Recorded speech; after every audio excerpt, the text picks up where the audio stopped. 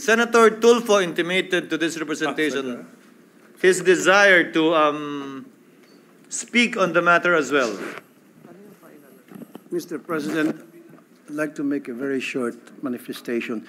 Naalata ko kanina pa tayo back and forth, para nag-aaway na tayo dito. To solve the impasse siguro, we'll have to put it in a vote, whether to convene today or tomorrow. Somehow we have to convene come what may. Magbutuhan na lang tayo para matapos na. Baka abutin tayo hanggang madaling araw, hindi pa rin natin napag-alalaman kung ano talaga ang dapat gawin natin. Let's do it. Let's put it in a vote. Tonight ba tayo magbotohan or tomorrow? I mean, magbobotohan tayo whether we convene today or tomorrow. That's it, plain and simple, para matapos na ang problema natin dito ngayon. Duly noted. Today or Wednesday? Kasi there are senators who want it to be on Wednesday. May mga senador na gusto ngayon. Let's put it in a vote. Pero somehow we have to convene come what may. Thank you, Mr. President. Mr. President. We will, Your Honor. Being a deliberative body, parliamentary practice rules dictate that we do nothing less, that things be settled through a vote. In fact, there is a pending motion by the minority leader that will be redefined and clarified. However, Chair thought it best to allow a free and fair debate where all of the members will be heard who have an opinion on this matter before finally deciding on the point. Now, if there are no other members who wishes to add to the discussion or debate, Chair would like to ask permission to relinquish the chair so that the chair can go down and speak also on the same matter. Session is suspended. Senator De La Rosa. My clarification, Mr. President, was not yet forthrightly answered, Mr. President. Can the presiding officer give us a clear explanation as to whether or not we are convened right after all the members of this chamber have taken their oath? Because according to what we have discussed a while ago, that the convening of the court, of the impeachment court, shall proceed only on 11 or Wednesday. No, we are still on the second motion, Honorable De La Rosa. That is why, Mr. President, that's a precondition. Because otherwise, that's my question is a precondition to your taking understood. oath. Because if you say that it will trigger, then I will object to your to that motion. Understood. Senator Ontiveros is recognized. Salamat po, Mr. President. Mr. President, mga kasama, ang ginawa natin, tinilad-tilad natin yung original motion ng minority leader.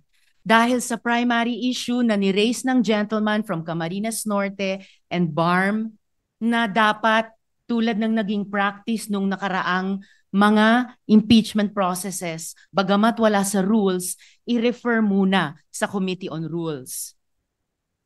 Mapagbigay po ang minority. Nakipag-usap po kami sa inyong lahat sa pamamagitan ng ating pamunuan. At pumayag po kami, pumasok po kami dun sa kasunduan na sige, i-refer na muna sa Committee on Rules. Ipasa ibang araw yung panunumpa nating lahat before the presiding officer, pero siya ay manunumpa bilang presiding officer ngayong gabi. Natural na epekto na kapag ngayong araw manumpa ang presiding officer, bukas ay tayong lahat naman manunumpa bilang senator judges, natural na epekto yun na we have constituted an impeachment court. Hindi yun po ang unang issue na ni-raise na prejudicial issue. Yun lamang na bakit hindi idadaan din sa Committee on Rules. Nagbigay na po ang minority dyan. Tinilad-tilad na po natin yung original motion na hindi muna mag-constitute as impeachment court ngayong araw, i-refer nga sa Committee on Rules gaya ng hiniling ng good gentleman from Camarines Norte and BARM. At ngayong gabi, yung presiding officer lamang manunumpa.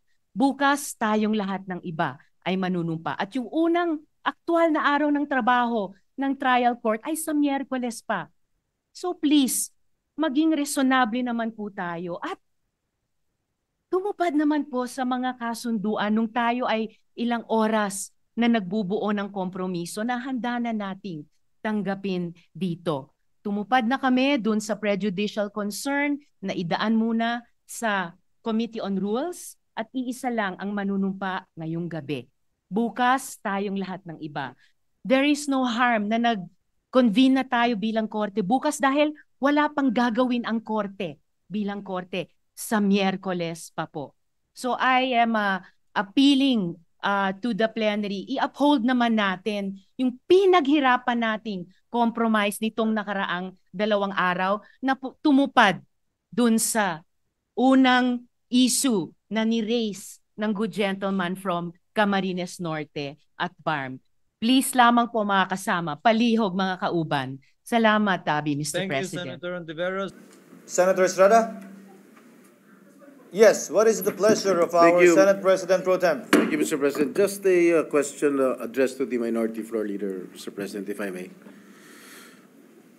If and when the motion of the Minority Floor Leader prevails and is approved by this August Chamber, aside from the Senate President taking his oath and the Senate President administering his oath to all of us, what will happen next? Well, that means we have convened the court, and then we will have to ask our clerk of court if we have a case load. Call the case. The clerk of court, who is the Secretary of the Senate, will report to us that we have a case. And then, since we have already convened the court, we should take advantage of the convening of the court by coming up with the calendar for the trial of the said case. And then, after After that, we will follow the agreed upon calendar. So we will, this August Chamber will convene as an impeachment court and will try the case during our vacation, because we are not deliberating on any legislative matter. Am I correct, Mr. President? Yes, Mr. President. We will follow now the agreed upon calendar for the trial of the case. So, convene muna nga tayo ng court, then we will now talk about the details of the calendar. So we will not discuss any merits of the case. Am I correct? For now? For now, yes. For now. Yun lang po yung purpose nun. Let us say, four purposes, 4 objectives. So, why we can convene as a court, or why we should convene as a court today. Number 1, the Senate President will take his oath as the presiding officer. Then we will take our oath before the Senate President. We will call the case against the Vice President, and we will now come up with the calendar on how we will try the case. May I know susundin natin yun. May I know, Mr. President, what is the difference if we convene today, tomorrow, or on Wednesday? Yes, Mr. President. Una sa lahat, Mr. President, alam nyo ba ang nakaschedule na bukas ay valedictory speeches? At saka, hindi na natin alam anong nakaschedule bukas. Ngayon, pag sinabi ng Constitution, trial by the Senate shall forthwith proceed. Hindi ba mas compliant tayo, not only with the words, but with the spirit of the Constitution, if we now advance the convening of the court at umpisahan na natin yung mga preliminaries or formalities na kailangan din naman natin gawin. Let us convene the court, Mr. President, kaysa sa nagla-last day pa tayo na may agam-agam pa na baka during the session as a legislative body, merong motions dyan or issues dyan which will now eat up our time, tapos darating na yung 12 midnight deadline na, Mr. President. And nangyari yun because nung Tuesday ay pinuno na lang natin yung ating agenda para may magawa tayo. Although valedictory speeches are important, no? Kasi para marinig nyo nga yung thank you naman namin sa lahat po ng maiiwan. But we could do that on Wednesday. So, yan po, my position is, it is more in keeping with the spirit, I'm more concerned, I'm more compliant with the spirit and wording of the Constitution if we now convene as an impeachment court and do these important matters also in the organization of the Senate as the impeachment court. The chair will relinquish my position in a while in order to speak in plenary, on the floor rather. But just to answer that point of the Honorable Pimentel, kaya po in-schedule ang valedictory bukas dahil nakaschedule po yung impeachment nga dapat sa Wednesday. Mahabang usapin yun, kinilala namin yun, kaya bukas in-schedule yun. Kung gagawin ngayon, natural, huling araw yon sa Wednesday. Dahil hindi pa natin alam ng mga panahong yon kung kaya na nga ba ng hanggang Lunes na ma-ratify lahat ng mga hinahabol nating panukalang batas. Just for the record, and lest aspersions be cast na magbabaledictory na kayo, hindi pa nyo ginagawa, because that was the schedule and nobody questioned it until today. So that was scheduled supposedly on that date. But just on that point, Senator Estrada may proceed. No, I have no more questions. Yes, I think the Senate President has already voiced out his own opinion during one of his press conferences. But I'd rather say it on the record here too, Your Honor. The Senate President is recognized. Thank you, Mr. President. Thank you, distinguished Majority Floor Leader. With the permission of our colleagues, ilang bagay po ang nais ko sanang sabihin, paumanhin. Dininig ko muna ang posisyon at opinyon ng bawat isa bago ko pinagpasahang bumaba mula sa kinakaluklukan at kinakaupuan ko at sagutin ang ilan sa mga puntong ibinigkas nitong nagdaang ilang oras na.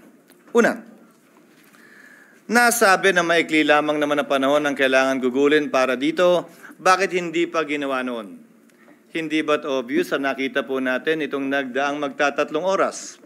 Na oras na pinag-usapan natin ang impeachment, mahaba ang diskusyon. Hindi ito simpleng 30 minuto lang sa pag-issue ng summons dahil kailangan pahintulutan at payagan ang mahaba at malayang debate. At bago po ako lumayo, nais kong pasalamatan ang aking mga kasamahan dito sa Senado para sa isang maayos, civil at naaayon sa rules natin na diskusyon at debate. Ayon na rin sa sinumpaan nating tungkulin na pagpasahan ng lahat ng bagay nang naaayon sa ating paniniwalang tama at nararapat nating gawin. Hayaan mong simulan ko po ang ilang mga binanggit. Mr. President, Your Honor, I wrote the members of the Senate on February 24, 2025, outlining the basic reasons why we cannot, as of yet, schedule the impeachment complaint. Much has been said about the term forthwith, which I wrote to each and every member of the Senate.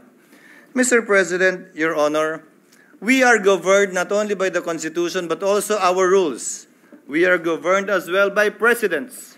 We are governed as well by decisions of the Supreme Court pertaining to this matter. Allow me to, for the record, cite a few regarding this matter, lest they may think that it is only a one-sided opinion with respect to their definition of forthwith na agad-agad. Kada senador marahil may kanya-kanyang opinion kaugnay nito. Hindi ko pwedeng hayaan na sa record natin ay hindi maisabi ang ibang opinion kaugnay nito. Una, nakasaad po sa saligang batas kaugnay sa papel na dapat gampanan ng Kamara na dapat tugunan nila ang pagsampa ng impeachment complaint sa loob ng mga takdang panahon. Kung ilang session days para ilagay sa calendar, ilang session days para ilagay sa Committee on Justice, ilang session days para pagpasahan, ilang session days para pagdesisyonan ng plenaryo ng Kamara.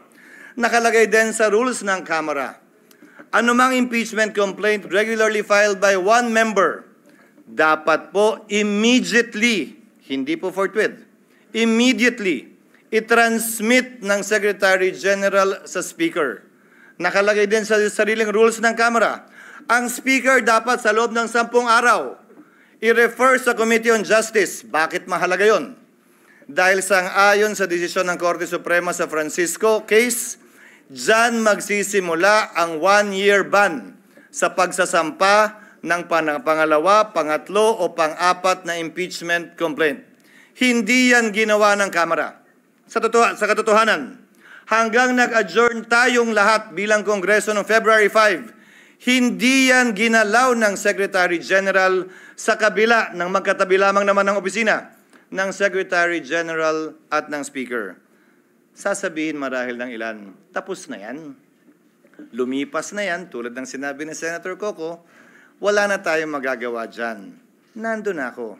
Pero may katanungan akong iiwan bago nating lisanin ang puntong yan. Nasaan yung mga nagrereklamong dapat agad-agad? Nasaan yung mga nagsasabing ngayon na, wag nang pagpaliban, ba't ba dinedelay? Inupuan po ng mahigit 2 buwan, magtatatlong buwan nga ito. Hindi inaksyonan. Wala naman ako narinig na nagreklamo na nasa na yung agad-agad. Sa kanila nakalagay immediately, may takdang araw pa. Yan ang paksa ng petition sa Korte Suprema ngayon na inihain ni Vice President Sara Duterte kaugnay sa pag-iiwas sa tinatawag niyang 1-year ban na nakasaad sa saligang batas. Now let me proceed to forthwith. I quoted this in my letter to all the senators.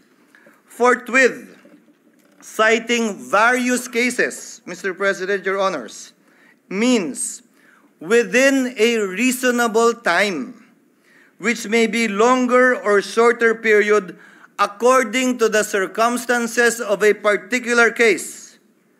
It means it is elastic in nature and varies with every case.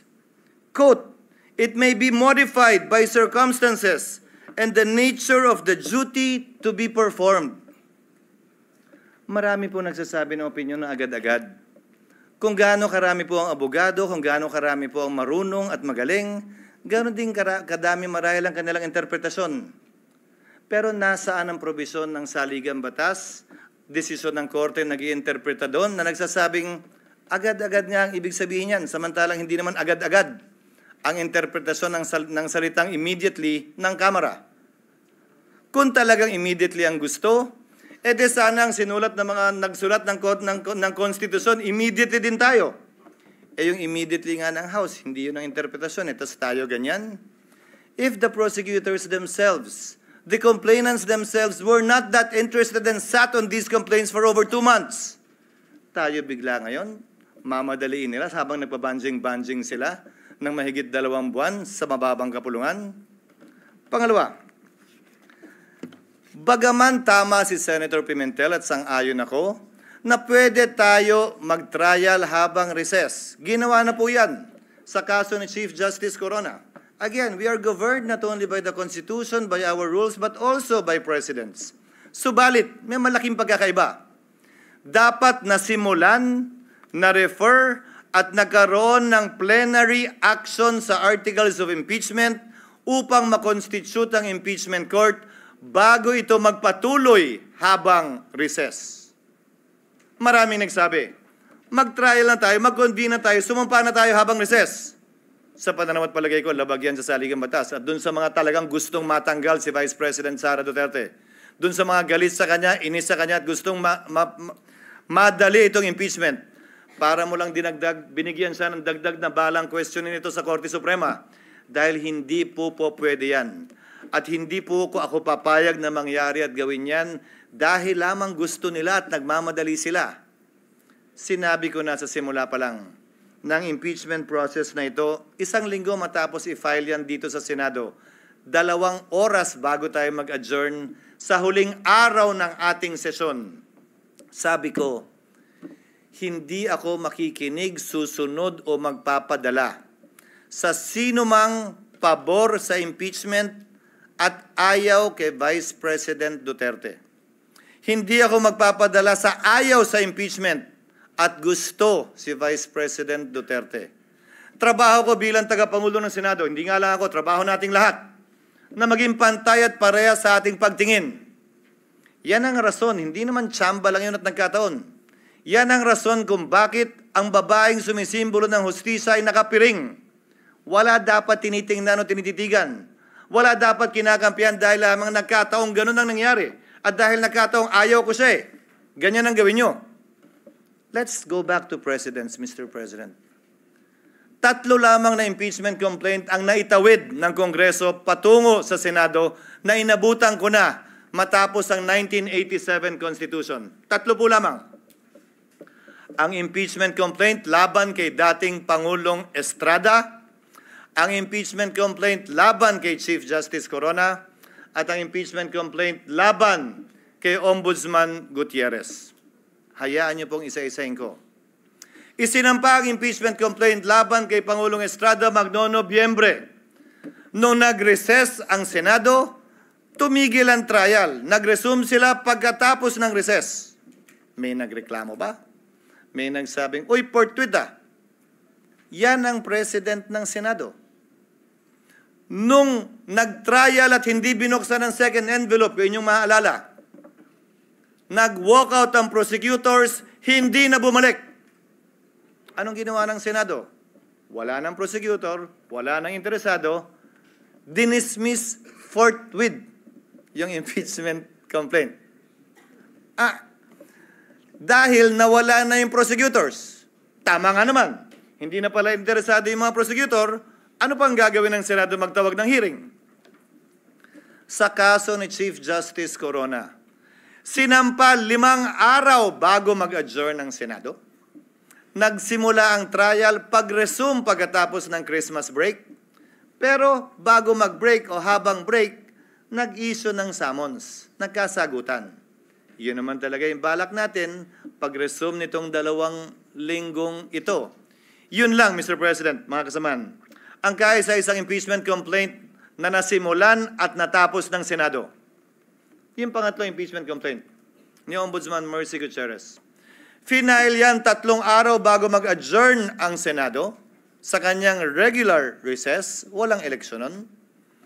Nung nag-resume, dun lamang sinet ang trial. Pero bago nag-resume ang Kongreso, nagbitiw si Ombudsman Gutierrez. Ano ang ginawa ng Senado? Walang trial, hindi kinonvene ang impeachment court, as a Senate, dinismiss yung impeachment complaint. Pinagpasahan nila. Resign na pala eh. Wala na tayong kailangan gawin. Naalala niyo po yung debate? Na meron pa namang penalty of absolute perpetual disqualification. That was discussed. But by way of precedent, the Senate did that. So if you look at the past presidents of the Senate, nagawa po nila yon, pinagbotohan po nila yon. Without convening the impeachment court. Wala pong nagsabi, hoy, inaabandon na ninyo ang inyong constitutional duty nung ginawa ng Senado yon. Paano po yan, Ginoong Pangulo? Pagsang-ayon ba ang karamihan o ng pinakamaingay ang matatalino sa ating bansa? Okay lang. Pag hindi sila sang-ayon, hindi na okay. Bugbog ka na. Bugbog na institusyon. Dapat may gawin na tayo. The Constitution, the rules, and the precedents, Mr. President, do not change simply because a group says otherwise. Balikta naman pa natin. Yung isang naudlot na impeachment complaint laban kay dating Chief Justice Davide.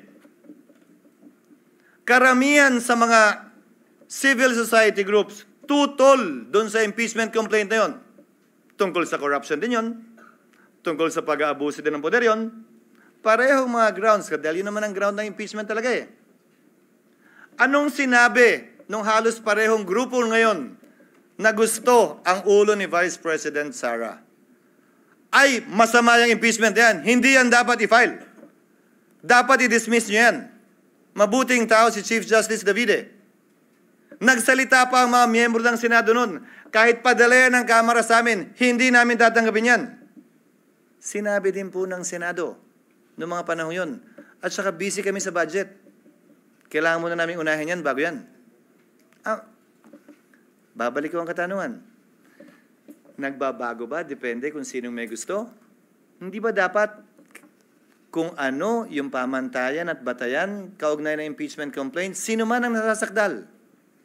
Pareho at parehas ang pagtrato natin. Ngayon, kaugnay ng kasalukuyang impeachment complaint, Nakalagay po sa rules ng Senado, ang impeachment proceedings dapat i-refer sa Committee on Justice.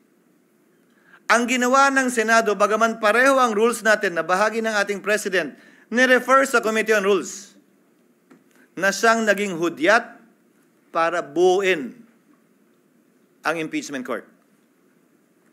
Sa Estados Unidos, kung saan natin kinopya ang karamihan ng mga provision ng ating impeachment rules, ang mga miyembro ng Kamara na nag-hain ng impeachment o mga prosecutors, sila ang nagbabasa niyan. So, nung nakita po namin sa parte ng Secretariat, yung President na yon, nung nakita po namin yung provision na dapat sa Committee on Justice i-refer, sinuggest namin na basahin yung articles of impeachment ng prosecutors mismo. Sa Senado, hindi pa sa Korte. Para magsilbing hudyat yon ng pag-convene ng impeachment court at panunumpa ng mga judges ng impeachment court. Yung po sana ang nakatalagang gawin sa June 11. Nasabi po ni Senator Villanueva, ano nga ba ang pagkakaiba? June 2, June 3, June 5, June 4, June 9, June 10, June 11. Kung susundan natin ang ginawa ng mga ibang impeachment court sa mga nagdaang panahon, ini-issue lamang nila yung summons para mabigyan ng sapat na panahon. Ang nasasakdal na isumite yung kanyang answer dyan sa impeachment complaint. At pagkatapos nun, dahil magtatapos ang kapangyarihan ng mga prosecutor sa June 30, hindi po tayo pwede magpatuloy sa ating paglilitis dahil hindi naman pwedeng one side lang yung ating mapapakinggan pagkatapos ng June 30. Doon sa nagsasabi na may mga private prosecutor naman na i-appoint ang Kamara. With the principal goes the agent because the authority of the principal ceases by June 30. So, napag-usapan, tatawid ba ito? Tatawid ba ito sa susunod na Kongreso? Kung gaano rin karami siguro ang senador, ganong karami din ang opinion. Kung gaano karami ang abogado, ganong karami din ang magaling nilang basehan kung tatawid nga ba o hindi. My position is that it will. Mr. President, Your Honor, allow me to read a portion of the deliberations of the Constitutional Commission on this matter. Delegate Aquino. Because I would proceed, quote, from settled jurisprudence that impeachment proceedings are essentially judicial in nature, such that it follows that when the legislative chamber undertakes these proceedings, it sits as a court of justice, and therefore, it is not bound by the rules of legislative sessions. It cannot adjourn. Assuming that the session is adjourned, impeachment proceedings should not in any way be affected by the adjournment of the session. Delegate Romulo. That is not precluded from our proposal. If the Commissioner wants to make it explicit and to suggest amendments to that effect, I suppose I would not object. Our thinking is that if the Commissioner's premise is that it is like a court of justice, maybe an adjournment of the hearing will certainly not preclude it from continuing the proceedings on some other day. In other words, it could not lose jurisdiction just because of adjournment. Add to that, Mr. President, what the Minority Leader said during earlier sessions we've had. Hindi porkit pinalitan yung judge, dismissed agad lahat ng kaso at magsisimula uli. Ang prinsipyo pa ng batas na nagsasabing anumang sinimulan, dapat lamang tapusin.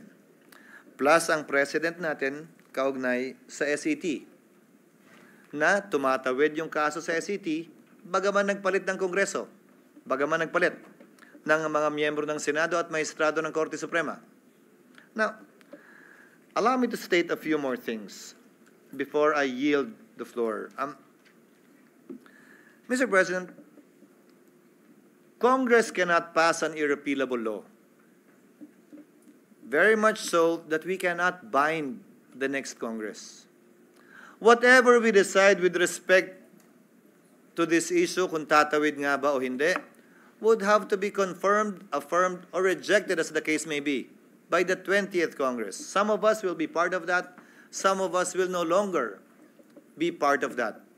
But we cannot tie their hands and bind their hands. But the same is true, Mr. President, Your Honor, if at all, with the House of Representatives as well. The 19th Congress also, to my mind, cannot bind. If the 19th Congress Senate cannot bind the 19th Congress, the 20th Congress Senate, then in the same breath, the 19th Congress House cannot bind the 20th Congress House. Certain procedural, to my mind, compliances need to be made in order for this to be done. As a last point, Mr. President, Your Honor, oo nga po at marami nagpapahayag na opinyon at maraming sinasabi laban sa Senado at higit pa sa sinumang miyembro ng Senado laban sa inyong lingkod. But I consider that as part of the burden of leadership, Mr. President, Your Honor. Bahagi yan ng trabaho bilang tagapangulo ng Senado na balikatin kung anumang pagsubok, anumang pasanin, anumang patutsada na ibabato sa Senado o sa tagapangulo ng Senado kaugnay ng ginagawa o di nito ginagawa.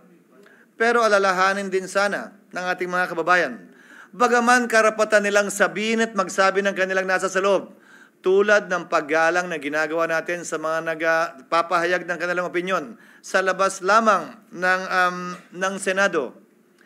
Para po sa akin, lahat po ito ay welcome at respetado ko dahil sa isang demokrasya, importante ang malayang pagpapahayag ng opinyon. Sa isang demokrasya, Ginoong Pangulo, hindi naman pwedeng nagkakasundo tayo sa lahat ng bagay.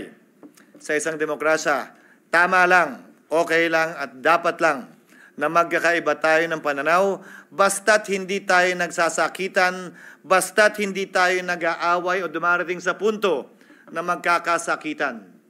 Malaya tayo makakapagdebate pero sa dulo, tulad lamang ng nakarang eleksyon, pagbobotohan po natin ito at ito'y masesettle sa pamamagitan ng botohan. Sino man ang manalo sa botohan, hindi nangangahulugan tama. Sino man ang matalo, hindi nangangahulugang mali. Iyon ang gusto ng nakararami. Gayon din sa mga opinyon na inihahayag sa ngayon. Hindi porkit yan ang tingin ninyo, tama na kayo. Hindi porkit na hindi sang-ayon ang ibang tao sa inyo, mali na sila. Hindi po ganun yun. That I am not, or anyone here in the Senate is not on your side, does not mean that they are wrong and you are right. Only history will be the judge of that. Kaugnay naman ng mga legal na opinyon. Dapat ganito, dapat ganyan, ito ang forthwith, dapat ngayon na, dapat bukas, pwede sa Miyerkules. Ang pwede lamang po naman magpasya ng legalidad niyan ay ang Korte Suprema. Hanggat hindi po nangyayari yan, malaya tayong pwedeng magdebate at sabihin ang ating kanya-kanyang posisyon na buong na bukas at buong pahintulot ang binigay ng Senado para mapakinggan yan. Hindi lamang sa iba't ibang social media platforms, pati dito sa plenaryo ng Senado. Again, Mr. President, before I conclude, I thank our colleagues for enunciating their opinion, their positions on this matter, and for the healthy debate that we saw and heard regarding this matter. As stated by Senator Tulfo earlier, at some point in time, we will have to put this to a vote. And as I believe, we will put this to a vote in the next few minutes.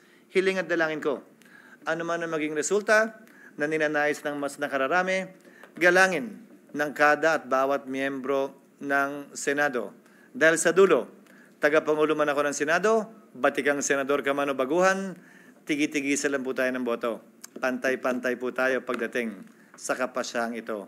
Maraming salamat po sa inyong pasensya, sa oras at paumanhin kung medyo mahaba-haba po ng konti ang aking mga sinambit na salita. Salamat po at salamat sa pasensya at sa oras na binigay ng ating Minority Floor Leader. Maraming salamat, ang Pangulo ng ating Senado. What is the pleasure of the Honorable De La Rosa? Mr. President, just for a clarification, is it correct to assume that though the Senate President takes his oath today, and as you said, the members will be taking their respective oath tomorrow, but the impeachment court is not yet convened, and it is going to be convened on Wednesday,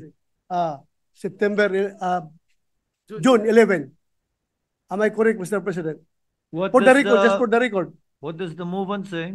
Yes, Mr. President, the distinguished gentleman from Davao and Bohol is correct, Mr. President. Thank you, Mr. That is President. the intention of the movement, Mr. President. What is the pleasure of the honorable Just to, Mr. President, Pimentel? just to complete the thought of the You may proceed, sir. just to complete the thought of the latest motion of Senator Villanueva, it should, as the presiding officer of the impeachment court. Sige. And then, with the convening, Mr. President, I think tomorrow, when we take our oath, we are convened as the impeachment court.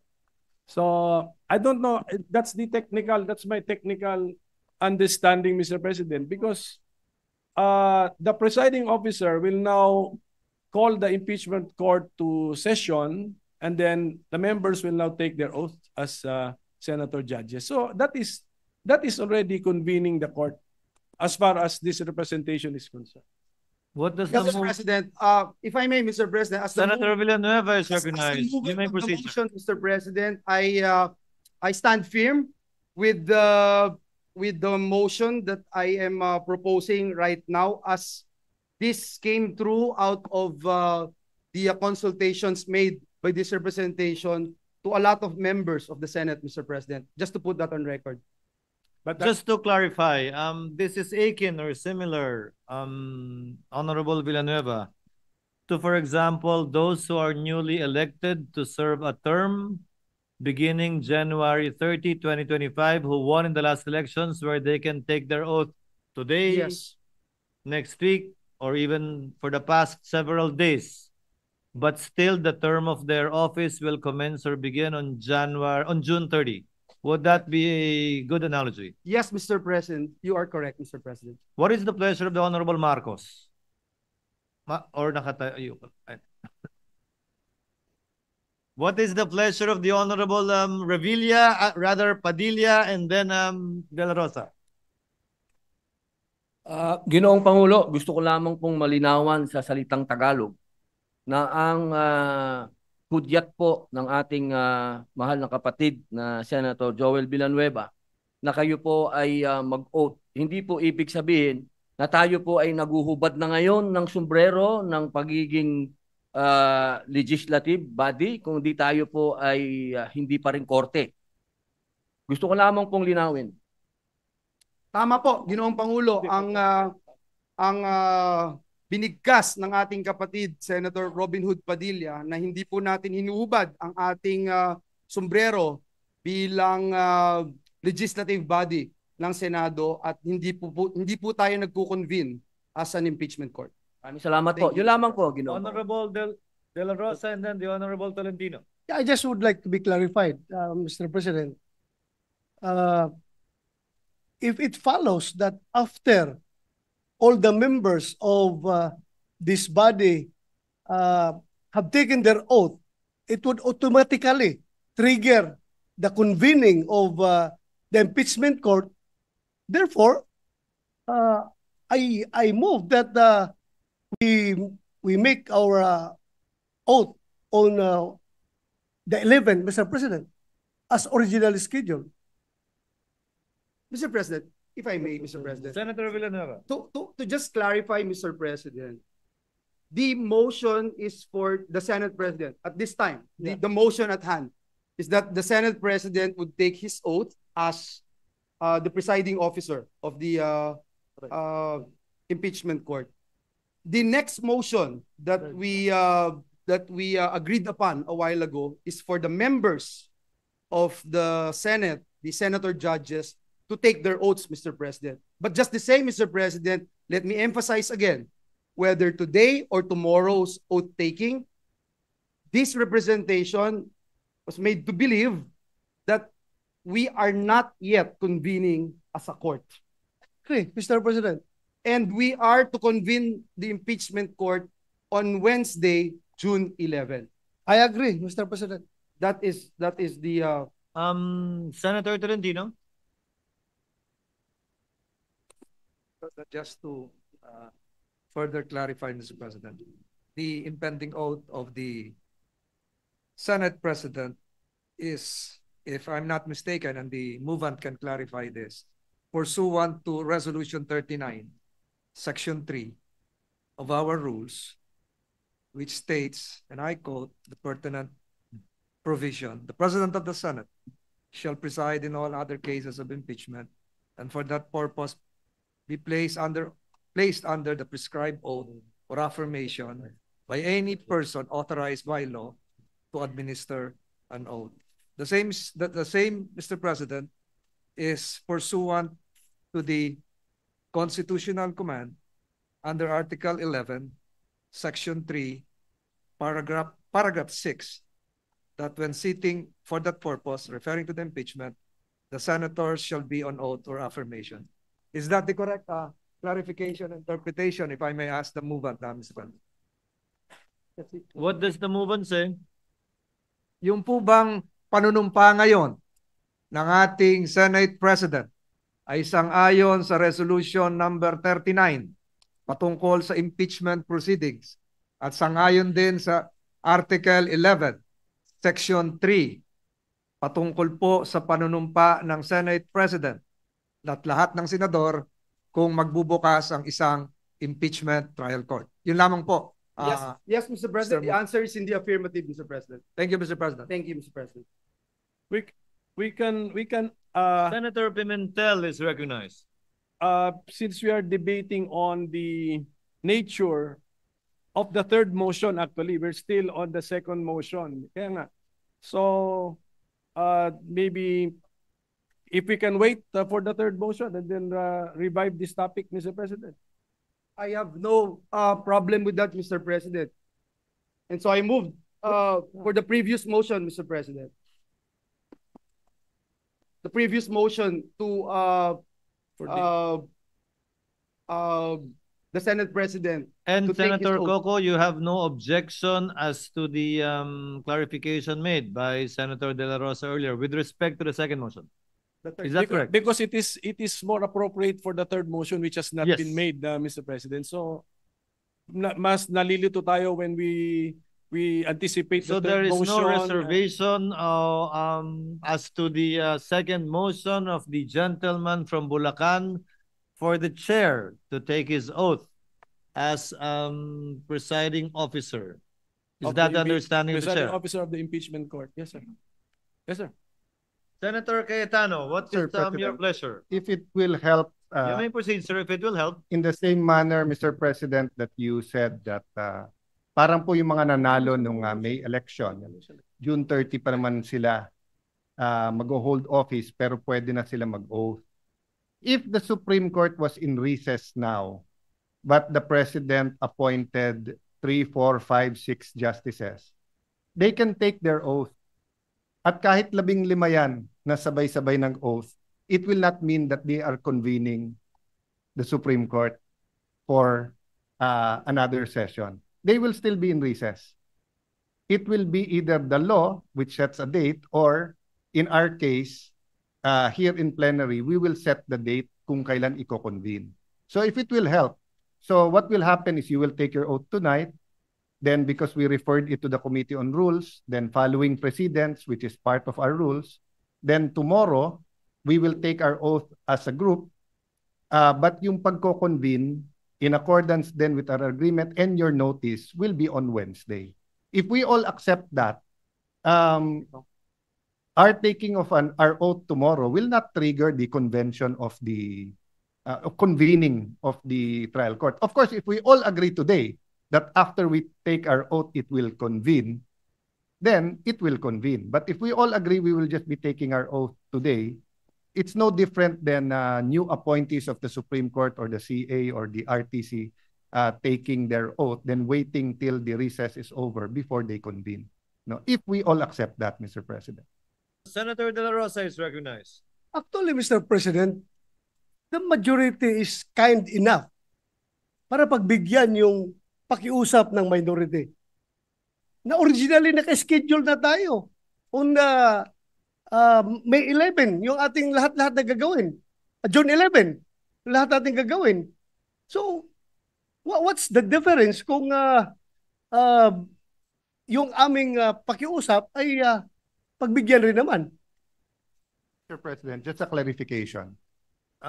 With the permission of Senator De La Rosa, Senator Cayetano is recognized. Just to clarify, and I beg the indulgence of the minority.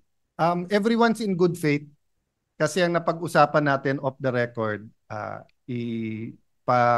refer na natin tonight, mag-oath na si SP as presiding officer of the impeachment court.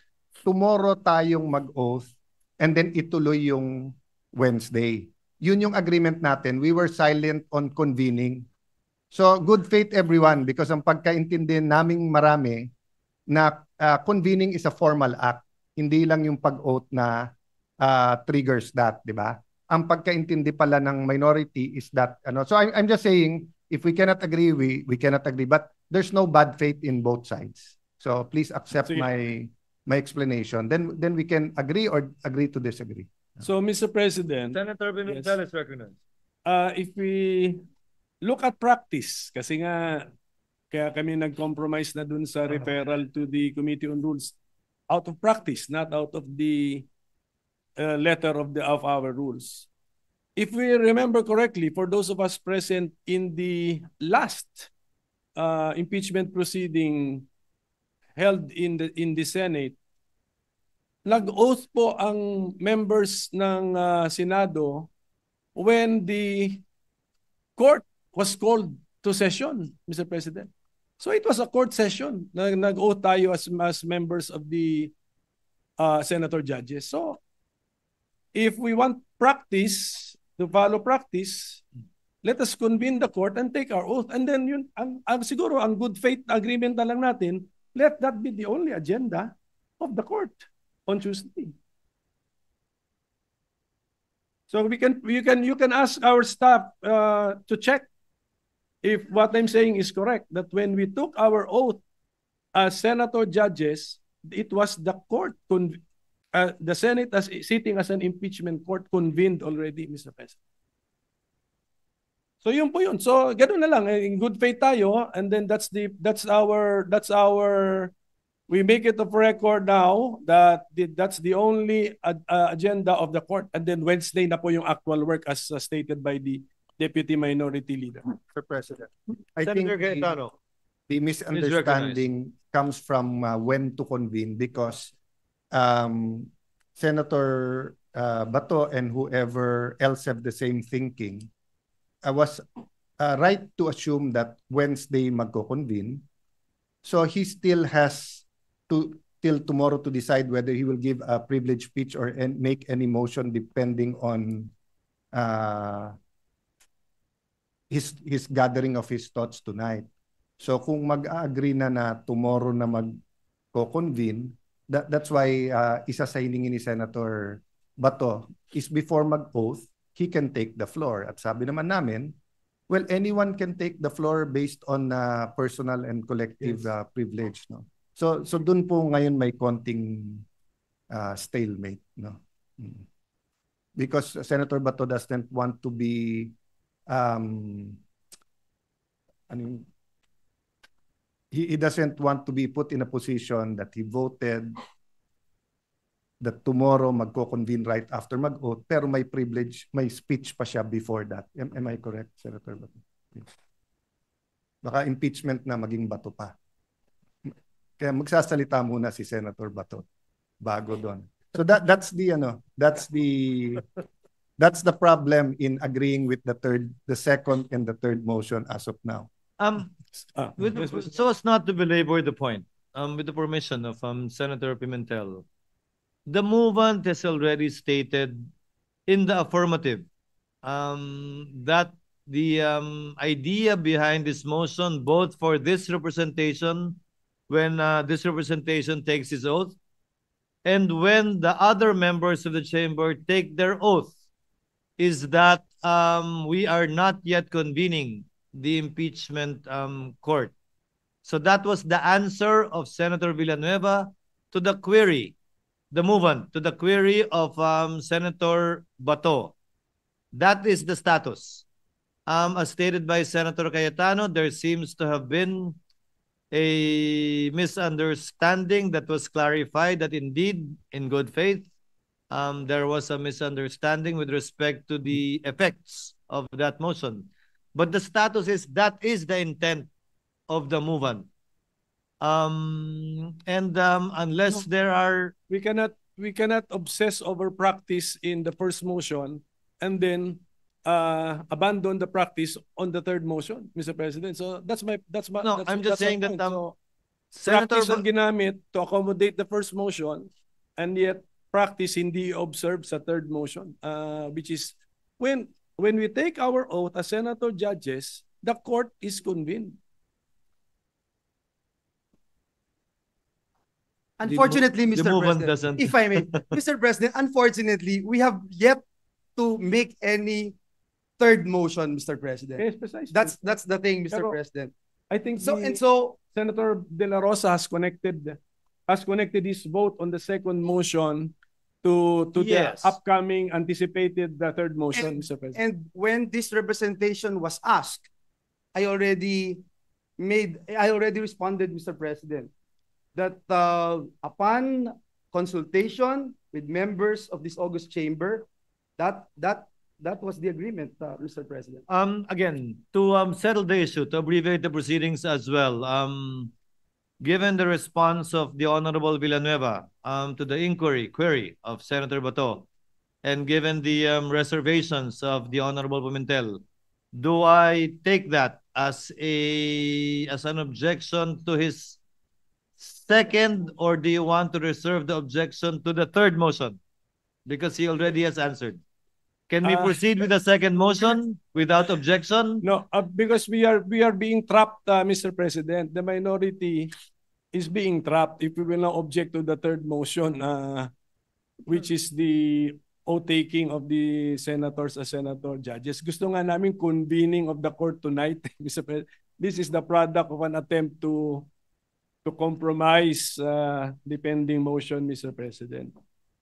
So, with that, Mr. President, can we request for a minute suspension? Session is suspended. The Honorable Villanueva is recognized. Mr. President, may I reiterate my previous motion, Mr. President? Mr. President, I move that the Senate Secretary, Mr. President, I move that the Senate President will now take his oath as the presiding officer of the impeachment proceedings, Mr. President. I so move, Mr. President. Any objection? Hearing none. Motion is the motion is approved. Chair would like to call on the Senate Secretary to ascend the rostrum to administer the oath.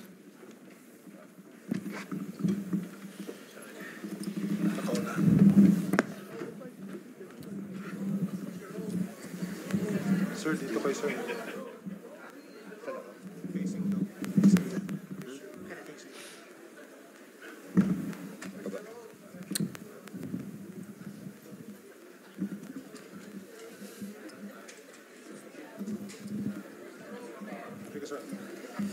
Sir, please raise your right hand and repeat after. Wala mic, sir. Okay na, sir. Importante kayo naman din. I, Francis Cheese G. Escudero, solemnly swear that in all things appertaining to the trial of the impeachment of Vice President Sara Zimmerman Duterte, now pending, I will do impartial justice according to the Constitution and laws of the Philippines. So help me God. So help me God. you.